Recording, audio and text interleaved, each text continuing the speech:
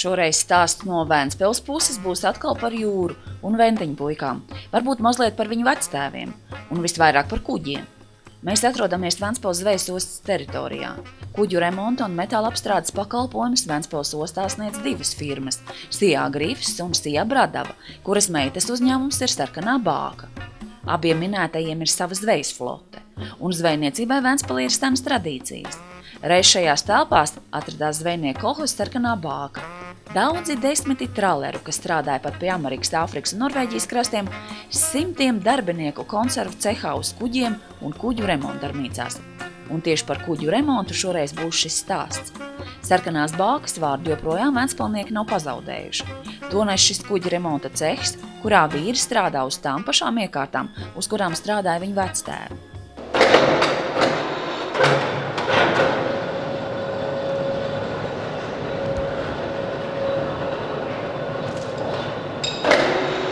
Šis ir skapīts ar uzrakstu Silarājs, kur mans vectēvs strādāja. Es turēju savus instrumentus un šī bija viņa darbieta. Viņš strādāja Sarkanā Bākā pa virpotāju. Šī gada decembrī viņam būtu palicis 100 gadi. Tā kā. Vai jums izdevās ar viņu kopā atnākt vēlreiz uz šo vietu? Es esmu bijis, jā, ka es atceros, mazs būdams, es nācu līdzi opapam uz darba. Pāris reizes esmu bijis. Viņš pārsvarā esot taisījis dzenvārps bija, šeit strādāja, tā kā var redzēt, ka tie daudz agregāti ir, katrs virpotājs pat uz kaut ko specializējās. Ernests specializējās uz dzenvārpstu apstrādi. Šis būs stāsts mazliet arī par Sarkanās Bākas virpotāju Ernestu Silarāju. Viņš jau ir debesīs, bet viņa mazdēls un mazmazdēls nenoņem Silarāja vārdu no virpotāja piederuma skapja.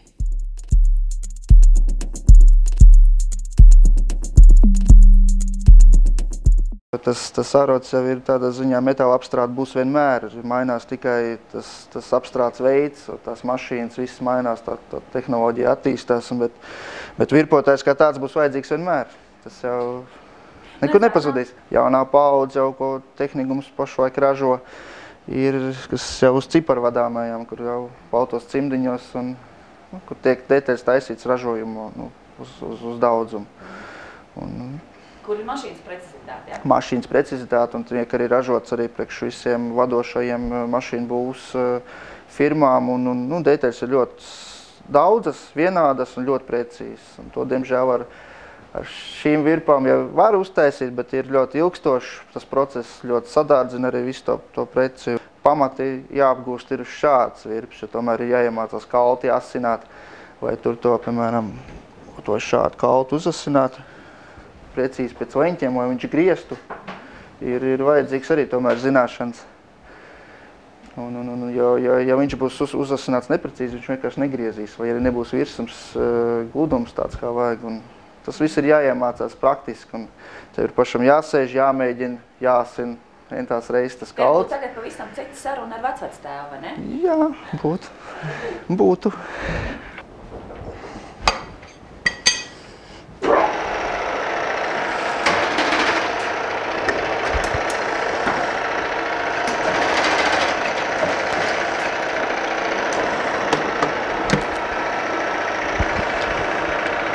Var nākt nofilmēt, kā skaidri ņem no... Nāk apskatīties. Apakšā smags un glats? Jā, spīdīgs. Kaspars ir virpotājs Ventspils kuģu remontdarbnīcā. Pie viņa iziet prakse Ventspils tehnikuma audzēkņi, un viņš ir Ernests Silarāja mazmazdēls. Šī virpa 67. gada ražojums, Krieva ražojums, bet viņi ir principā, ideālā stāvoklī. Viņi var taisīt detaļas līdz 100 precizitāti. Kā jau Raimonds stāstīja, tad mans vecvectēvs ir strādājis uz šīs virpas, un viņi vēl joprojām kalpo, un visas detaļas var taisīt. Mācījos Ventspils ārotskolā, tagadējā tehnikumā, un tad pēc tam arī sanāca strādāja par apsargu nedaudz, un tad vajadzēja tieši virpotājs. Tad jūs savā profesijā varējāt? Tad tik savā profesijā, jā. Jau ir gads, kad jau strādāju šeit. 20% ir skolā, ko iemācu, un 80% ir prakse no viss kopumā, lai varētu virpot normāli. Bet daudz, kas ir atkarīgs no paša gribas spēka. Viņas viss ir darba kārtībā. Vienkārši šeit ir bijis, laikam kādreiz ir bijis tā kā vairāk virpotē, vai kas ir bijis, vai vienkārši rezerves virpas stāvēja. Un tas ir jebkurā gadījumā, ja man ir vajadzīgi svarīgi detaļi, tā esu. Un jau pēkšņi atskrien kāds, kam arī ir ļoti svarīgi detaļi, un es šo detaļu nedrīkst kustināt, tad es pārceļos uz to virpu. Viss strādā, jā, jebkuras. Te jāsaka, ka sarkanajā bākā strādā vēl vairāki Raimonda un Kaspara radi. Tomēr palūkosimies apkārt, kas atrodas šajā cehā, kurā joprojām saglabājušies putekļaini Staļina, Ļeņina, Andropova un Brežņeva portreti, kā saka dzīvā vēsture. 1967. gadā. Tas ir vecāks nekā es. Jā. Apskaties uz emblēmu, kas viņi ražoja. Jā. RRR Rīgas radio rūpnīca. Tā kā te... Dzīva vēsture. Jā. Bet, principā, tie aparāti, kas visi stāv te šeit, viss ir darbojošies. Viņi visi strādā. Mēs, principā, tās detaļas, viss, ko mums vajag, mēs paši izgatavojam. Ja kaut kas saplīst, izgatavojam tādas mehāniskas detaļas. Tāpēc iekārtas kalpo ilgi. Jā, un arī, teiksim tā, ka varbūt viņas nav tomēr tik liela noslodze, jo tā aprīkojums ir salīdzinot ar padomu laikiem, kad strādāja cilvēki 3 maiņās. Tad neapstājoties, tad tās noslogojums ir, kā salīdzinot ar padomu laikiem, krietni mazāks tām aparatūram. Te tiek taisīts bukses, skrūves, kas saplīst, kas ir vajadzīgs, to taisa, un ņem izēju materiālu, un ir dažādi diametri tie materiāli, no ko tiek nozāģēts un taisīts. Šeit ir viena no lielākajām virpām Ventspilī. Viņš ir diametrā līdz metram, var paņemt detaļas un garumā līdz 6 metriem apstrādāt. Tie ir taisīts savā laikā priekš mājām kolonas. Arī celtniecības firmām, kas taisa mājās iekšā kolonas, ir apvirpots no koku kolonas, ko ielikt mājās. Krievu laikā bija tā, kad bija atsevišķi frēzes, atsevišķi virpotais. Mums ir plašs profils speciālisti, kas gan virpo, gan frēzē. Mehāniķi jauc detaļas ārā, dzinējs, sūkņus, viss mehāniskas detaļas. Taisa, remontē, izgatavo, blīvējumu atjauno, visu kaut ko. Šajā remonta cehā joprojām strādā kāds vīrs, kas kuģis labojas jau 60. gados, bet te strādā arī jauni puiši. Virpo, frēzē, saliek mehāniku. Šīs ir tā kā detaļas no sagrieztajiem kuģiem. Tā ir hidrauliskā stacija vinčai, tas ir no dzinēja, izjaukts dzinējs par detaļām. Piemēram, tās ir cinka protektori priekš kuģiem, piemēram, sagatavot ir. Viņi ir izlieti un stāv gatavība gaida, kad būs kuģim vajadzība, ka viņi uztaisīs. Cinka protektors. Viņš tiek metināts pie kuģa klāja, lai aizsargātu kuģi no rūsešanas. Šie ir tie vecie, kas jau tā kā atstrādājuši, tādi viņi atstrādājās laika gaitā. Viņi kadreiz ir bijuši tādi lieli, tagad viņi ir visi, tā viņi nostrādājās.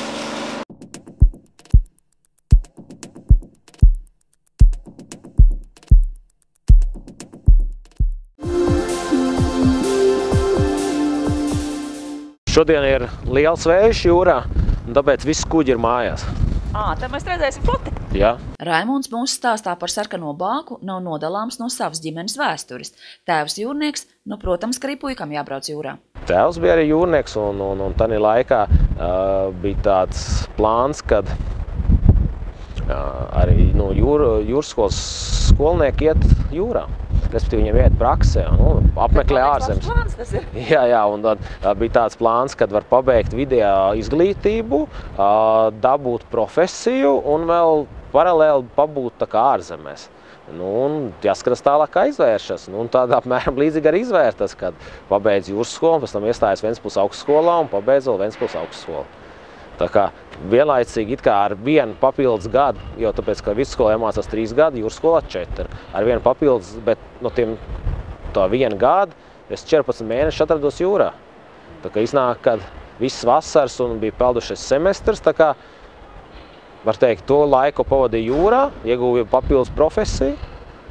Tagad man ir tā, ka ir gan jūras profesija, gan, teiksim, augstskolas ekonomiskā profesija. Tanī laikā, kad es mācījos, tad bija tā, kad jūrnieki bija vairāk.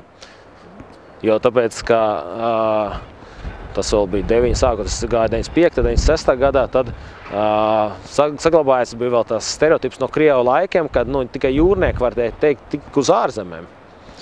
Un viņi jau bija daudz samācījuši, un tādā laikā es varēju tikai tikt uz kuģi kā praktikants. Tā kā man ir matrožu darba diploms un stūrmaņu mācību diploms. Bet viss jūrā vairs nebrauksiet nekad? To tikpat kā nevar izdarīt vairs.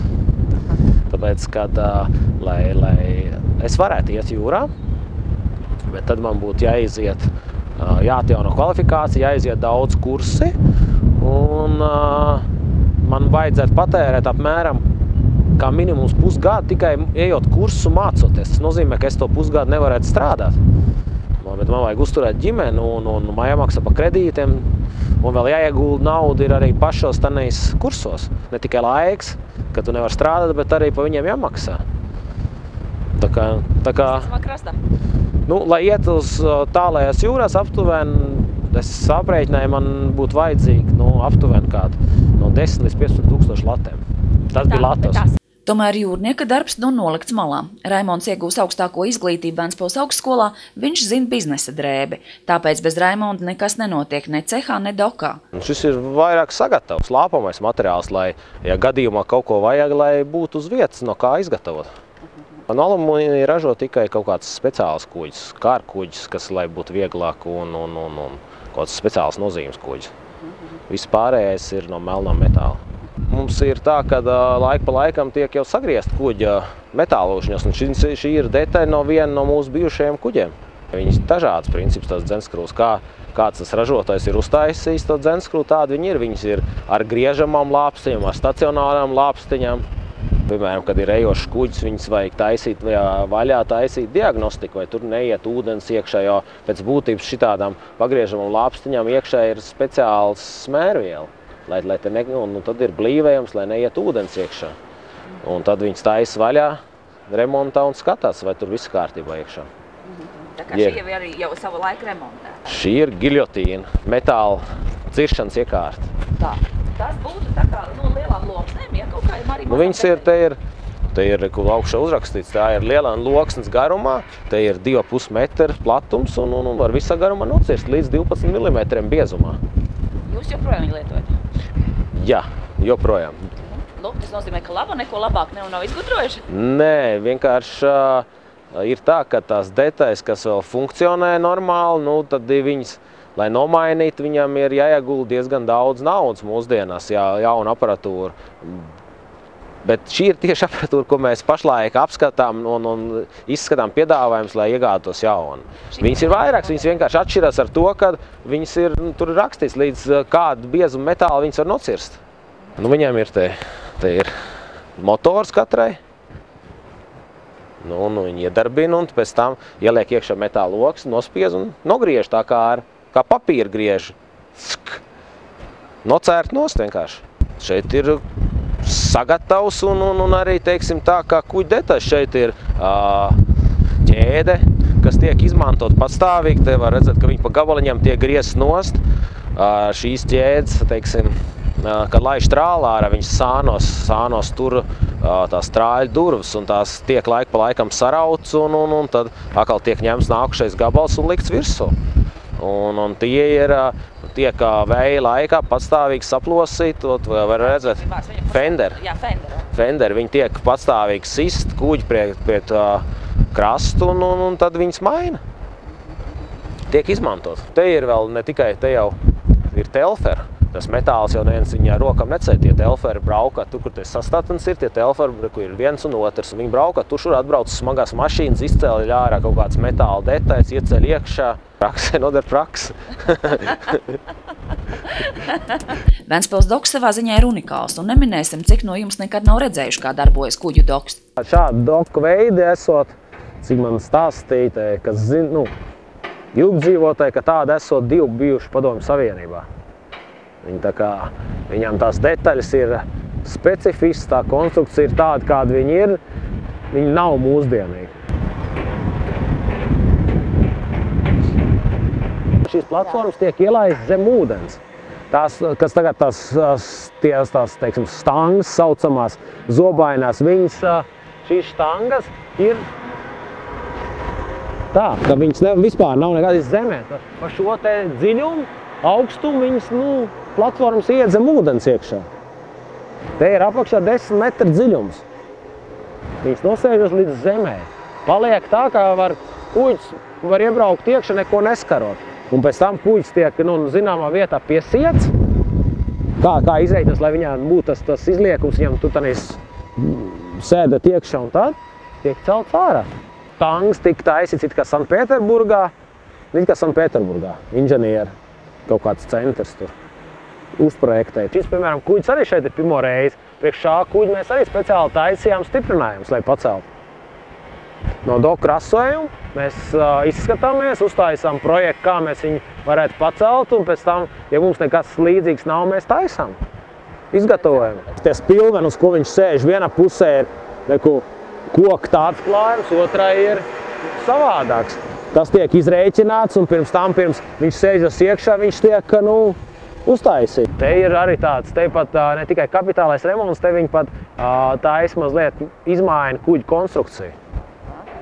Un ja tu vari ar tās atbilstošās institūcijas, kas uzrauga kuģi, kā piemēram jūras administrācija, vienoties, kad viņi atļauj tev to darīt, tu uztaisi projektu, apstiprini viņu, tad tu to vari darīt. Ideālā varianta jau būtu, ja viņš būtu tā, ka var paņemt lielos tirzniecības kuģus, tad būtu pavisam cits iespējas, teiksim, būtu vajadzīgi daudz vairāk darbinieku un cits apgrozījums un cits. Mums arī ir, teiksim tā, loču kuģi, apkalpošie kuģi, tie savācē kuģi, mēs remontējam arī kārkuģis. Mēs pagājušajā gadā jau mums bija tīra robežsardzes kuģis un redzēsim, kā būs šogad, būs konkurses, varbūt dabūsim, varbūt nē, būs rāmi vēl konkurses uz dokošanu. Šobrīd dokošanas pakalpojumi tiek sniegti kādam poļu kuģim. Tepat blakus kāds kuģa priekšgals, kas vēlāk tiks pievienots citam kuģim. Bet vēl tālāk kāds uz Ventspeli tālu atšlepēts zvejas kuģis no Saulkrastiem. Vēl pirms gada viņš sliktā stāvokļa dēļ pat aizdedzies, bet šobrīd piedzīvo kapitālo remontu. Bija vecais klājums. Vecais klājums tika noņemts no, un viņš arī bija sapojis tas koks.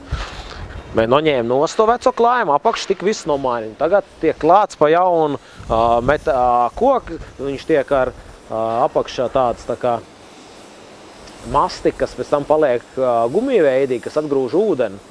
Un tu redzat, viņš mēls, ja. Viņi izklāja, pēc tam viņš šķirps aizklāja ciet ar to mastiku. Un tā tas klājas ir. Tā ir hidrauliskā daļa, jā. Tās viss ir pa jaunu. Jā, tas viss ir pārtaisīts pa jaunu, viss hidrauliskā sistēma. Te ir jaunais elektrības skaps, sadals skaps, no kuriem tika viss elektrība izvilkta, kas pa jaunu. Un šeit ir jau, var teikt, var redzēt, kā izskatās, kad ir pa jaunu apšūts. Viņš pirmais bija no sākuma, viņi vajadzēja viss izlaust. Un pēc tam tās var teikt, te var tā kā redzēt šitās te stiprinājumi. Šie stiprinājumi ir vecais, te var redzēt, ka vecais vēl metāls. Šitie te iekšējie stiprinājumi, te var redzēt, ka šis ir jau jauns nomainīts. Redz, viss tā kā līdzenes, tas ir jauns, ir nomainīts. Un tad viss sienas ir, var teikt, jauni ir salikt iekšā iluminātori. Jautājums ir tikai tāds, ka vai tas īpašnieks remontē pa minimumu, ko vairs neatļauj kontrolēša institūcija, kā Latvijas jūras administrācija, viņam vajag eksploatēt, vai viņš maina arī jau, teiksim, kaut kāds vēl it kā, tā kā vēl šogad izturēs, bet pēc 2 gadiem vairs nē. Tad viņš varbūt maina jau vienā piegājienā, viss, kad jau izjauks, jo tāpēc, ka pa bišķņam remontējot, it kā fināla iznāk dārgāk. Kuģa mehāniķis Aivars stāsta, ka jau 36 gadu vecā kuģa kajītes atbilst jahtas līmenim. Priecē, ka nomainīt ne tikai elektrība un hidraulika, uz kuģa no jauna ievilkt apkure, nomainīt lielākā daļa metāla detaļu. Padomju Savienības būvēt tie kuģi bija, viņi bija domāti strādāšanai, bet, teiksim, sadzīves apstākļi bija daudz sliktāk. Bet tad vairāk zivu ķēra? Nē, tieši tagad ķēra daudz vairāk. Tāpēc, ka nāk tās jaunās mašīnas iekšā un tas tehnoloģijas? Jā, tieši ir, teiksim, stūris mašīna, viss tā aparatūra, teiksim, jā. Vieglāk atrast dzīvi un tāda gara. Jā, agrāk zīmēja ar zīmolīti tādu uz papīra, kur tā zivs ir. Tagad jau ekrānā viss ir redzams. Šitais kuģis ir ērts kuģis, ka jūs tā izstaigājat, teiksim, nu te tas viss, tā darbošanās, kas... Cik ērts, bet katrā ziņā cilvēki pierod pie visu, vai ne? Principā jā, zvejas kuģis ir tīri normāls. Pēc izmēra? Pēc izmēra arī normāls. Teiksim, tādam zvejas kā mēs zvejam, teiksim. Ja mēs katru dienu gandrīz nododam svaigu zivu, vai ne? Tad diezgan tas režīms ir tāds, vai ne? Režīms ir. Mašīnas iztur? Mašīnas. Kā saremontē? Kā satājas? Jā. Nē, būtībā tagad jau runājam par dzinējiem un visu pa mašīnu telpu tieši par manu līniju, jā.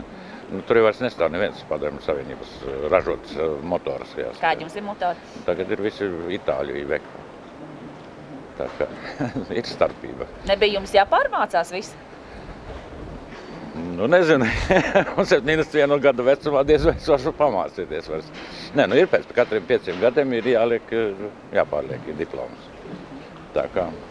Ja salīdzina tos krievu motors ar šitiem itāļu, tad... Šeit daudz vieglāk apkalpot. Kad viss šitās te, viss, kur mēs staigājam, šitas viss ir pilnībā jauns. Ir tā, kad ir tie noteikumi, tā kā ir mašīnai jāiet katru gadu apskati. Tā kuģiem ir jāiet 5 gados 2 reizes apskati. 5 gados 2 reizes jāizceļas no ūdens. Tā kā neatkarīgi no tā, cik tu esi labs vai slikts uz skatu, tev vienalga jāizceļas kuģis ārā ir, un tad es tam izmēru to metāla biezumu. Un ja tev metāls nav norūsējis, tad nekas ar to metālu nav jādara. Jo tur ir noteikumi, ka tev ir, piemēram, no kādām loksnēm kuģis ir taisīts. Jūs redzat loksnes no kuģiem. Un kuģis ir taisīts no ražošanas, piemēram, tur zemūdens daļa 8 mm biezumā, virsūdens daļa 6 mm biezumā. Un ir, kad tu izceļ no ūdens, tev ir minimālās prasības katrā loksnē stūri mērījums un pa vidu. Uz vienu loksni minimālais mērījums skaits jābūt 5. Tā kā tu loksni nomēr kuģim? Jā, tiešām. Nomēra atsevišķas firmas, kas iesniedz savu mērījumu karti. Un kā inspektors administrācijas pārstāvs skatās, vai tev ir nolietojums maksimālais drīkst būt starpklasē 30% un klasē 25%. Kuģi tirgu ir tik dažādi, katra izvēlē. Bradavas kuģi ostā atpazīstam pēc košā krāsojuma. Kaimiņiem uzņēmumam Grifs, zilie sāni. Iespējams arī uzsūtīt, uztaisīt pašam, vai pašam uztaisīt, vai nopirkt, pasūtīt jaunu kuģi pēc savam vajadzībām, bet tas maksā tik daudz, ka tu to nevar atpelnīt.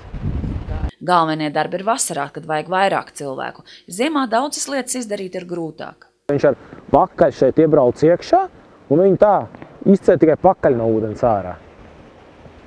Slīpumā? Slīpumā, jā. Viņš ar pakaļ te iebrauc iekšā, uzbrauc no tās troses no gremdē. Bet tam kuģim jābūt tik lielam, lai viņš starp to šķirbi iet iekšā.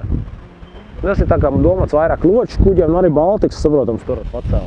Iebrauc pakaļ iekšā, un viņi izceļ ārā, un tad dzenskrūva izceļas no ūdens, un priekšā šitā kuģis slīp stāv purns ūdenī. Tā par šo tiltiņu tip aiziet nepār? Par tiltiņu aiziet, vai plosts, ar ko piepēldi klāt. Mums ir plostiņi, ar ko piebrauc. Šis viens no plostiem mums ir kādi 4. Viņš tā vienkārši pa ziemu, kad salst un piesalst un vētrs ir, un pārsvarā ziemā jau viņi nekrāso pārsvarā, ja nav tāda speciāla gadījuma, ka kuģis tieši tad pabeidz remontu. Tā principā viņi stāv ziemā tie plostiņi ārā, lai viņi nesasitas un nenogrimst. Cilvēku remonta darbnīcās mainās maz. Darbs nav baltos cimdos darāms, tomēr darbs ir vienmēr. Ja nav jāremontē kuģi, tad savukārt pienāk zivju saldētavām, kādām mazākām detaļām. Mums tagad ar nākušo nedēļu nāks un stāžēsies tehnikuma virpotāji audzēkņi. Un mēs viņus katru vasaru ņemam praksē, arī pa ziemu. Un tā kā praksa patstāvīgi mums iet tehnikuma audzēkņi. Ko jūs par viņu varat teikt? Ir dažādi. Ir labāk, sliktāk, kas grib vairāk strādāt un kas grib mazāk. Kā jau visur. Metinātāji Ventspilī esot, tomēr ar uguni jāmeklē kvalificētus metinātājus. Raimonds izrāda arī nelielo telpu, kur apmācīti tiek bezdarbnieki virpošanas profesijai. Tā pa šuvītē, ja? Tā kā glītrakstīšana taisa. Tā viņa taisa. Te ir. Pat kā nekā nav. Te ir lielāks, te ir mazāks, te ir tāds. Te ir. ir vispār kaut kā. Jā. Tās dzīvē neiet cauri. Ja? Tā sfēra ir diezgan maziņa, it sevišķi Ventspilī, un viņas tādas tieši konkrētai lietai neviens principā mūsdienās vairs nemāca. Tā kā ir jāpieņem cilvēks bieži vien, jāturās pie esošajiem, un jaunam cilvēkam ir vajadzīgs kaut kāds laiks, lai apgūtu specifiku. Un tāpēc kaut kādu laiku viņš kļūst par speciālistu, un tad ir jautājums, vai tu viņu var atļauties, jo viņš jau grib atkal vairāk naudas, un tad viņš var aizbraukt uz ārzemēm, viņš var aizbraukt uz kādu citu pilsētu. Tā visu laiku balansējums to, kad mēģinām noturēt savējos, meklējam jaunus. Kā būsiet pamanījuši, šajā cehā joprojām valda 60. gadu atmosfēra. Delferi, frēzes, virpas joprojām esot labas. Kāpēc gan, lai uz tām nestrādātu? Šitās principā mēs taisam Diānas svecēm, taisam sveču vanniņas, kur viņi kausē vasku un pēc tam kaut kā viņi tur tās sveces ražo. Tā kā mums ir pasūtīts zināms daudzums vanniņas, un mēs viņas izgatavojam. Te var redzēt, kā viņas te ir dažādās stadijā. Te ir tā iekšējā vanniņa, rāmis šī pusē, tur ir tikai detaļas. Te jau ir tā kā vairāk savienots kopā jau ar apšuvumu, un tad tur pašā galā jau ir tā kā gatavs produkts. Stūrītī gan pamanām modernās tehnoloģijas, jā, tās esot testa stadijā. Varbūt pavisam drīz būs jāiegādājas kāda jauna iekārta, ko vada dators, ne cilvēka rokas. Vieta būtu. Piemēram, šis milzu urbis, kam nav otra līdzīga Ventspilī, vairs netiek darbināts. Kādreiz tas bija vajadzīgs liela okeāna kuģu detaļām. Šobrīd šādu kuģi darbnīcām vairs pakalpojumus neprasa. Tā kā šis vairs pēc kāda laika varētu arī nebūt, šo nomainīs smalkās tehnoloģijas iespējams, kā jā, šo milzīgu okeāna kuģu urbi. Jā, viņš nav. Raimonda pāraudzībā ir ap 20 darbinieku. Tie ir universāli meistari, kas māk darbināt 60. gadu iekārtas. Par šo laiku mums ir, es nemaldos, viens cilvēks aizbraucis, un viens cilvēks, teiksim, tā ir pārpirkt, kā speciālists tepatās uz Ventspili par lielāku atalgojumu. Un ir pāris cilvēki, kas ir aizgājuši prom un varbūt kaut kādā citā sfērā strādāt. Diezgan grūti ir no tehnikuma skolas solā mācoties vai kaut kādu mācu praksi izējot apgūt, teiksim, tāda atbildīga lieta kā kuģu metināšana, kur nedrīkst būt kļūdas, kur nedrīkst būt, tur visam jābūt ir bez porām, līdzenām, nelaist cauri ūdeni, jo kuģim jāpeld ir. Atvedoties, Raimonds Sapņēnis saka, ka nu jau pieredze esot tāda, ka Ventspilī varētu būvēt jau kuģus. Nevelti kapitālajos remontos pārbūvēts tiek pat 70% no zvejas kuģi, varot mainīt pat konstrukciju. Tā Ventspilī mazdēlos un mazmazdēlos joprojām pārmantojas kādreiz turīgā un progresīvā zvejas kolhozs Sarkanā Bākvārds. Toreizējie vadītāji kuģis sūtīja okeāna zvejā, būvēja kultūras namu un dzīvokļus zvejniekiem. Ventspilnieki agri pārgāja uz refrižerātoru tipu kuģiem, kas varēja produkciju ne tikai nozvejot, bet arī pārstrādāt kā tāds kombināts uz ūdens. No Atlantikas kuģi atnāca norūsējuši, saplūinīti un noguruši. Un tieši remonta ceha vīri tos atkal sagatavoja tālajiem reidiem, reizēm līdz 3 vai 6 mēnešiem prom no mājām. Diez ko teiktu Ernests Cilerājs, ja zinātu, ka viņa mazdēls un mazmazdēls šobrīd par savu darba vietu sauc Sarkanās Bākas kuģu remontcehu.